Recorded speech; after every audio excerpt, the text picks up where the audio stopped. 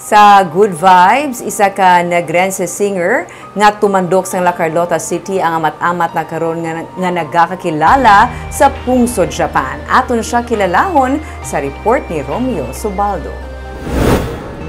Si Catherine Kabalatungan sa Barangay 1 sa Carlota City ang mabisita lang kung tani sa iya nga iloy sa Japan, pero wala na siya makapauli kag dito niya naman gipadayon ang iya nga pag-eskwela.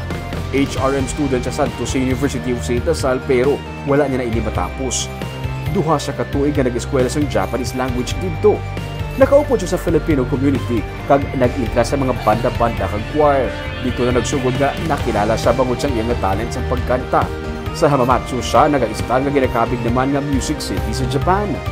Sulod ko sa sa language school, sa Japanese language school, may mga nakilala ko itong mga group na Philippine community dito sa lugar namon din na nila nga ay kanami gali magkanta bata ni tapos ipo ako nila sa mga choir nila sa mga bando-bando mga band tapos ayun may mga singing contest nga diri sa lugar namon. Naka-intra siya sa isa ka singing contest kag saan masobra sa 500 ka mga contestants saan nanging kampiyon.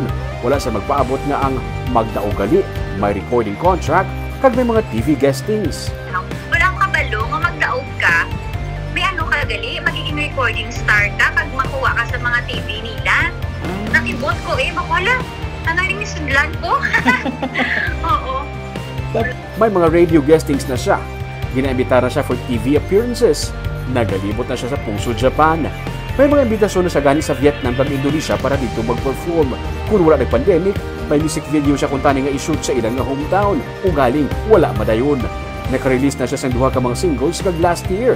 Naka-release siya sa iya first cover album, ang tanan nga mga kanta sa Japanese language. Kag sa September, ma-concert na siya. In 2020, last year, na-release ko sa first cover album ko. And album then this year, sa September, album last year. This year sa September naman, concert. First, solo concert ko. Nagbago ang lakad sa pangabuhi ni Kat pero ginpilit niya nga magpangabuhi kaupod sa gihapon sa iya nga mga ginikanan. Ang pinakahandom niya, maka-perform sa iya nga hometown.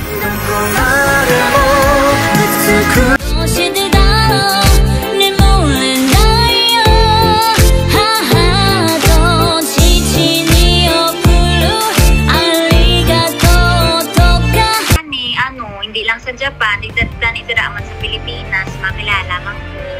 And, syempre,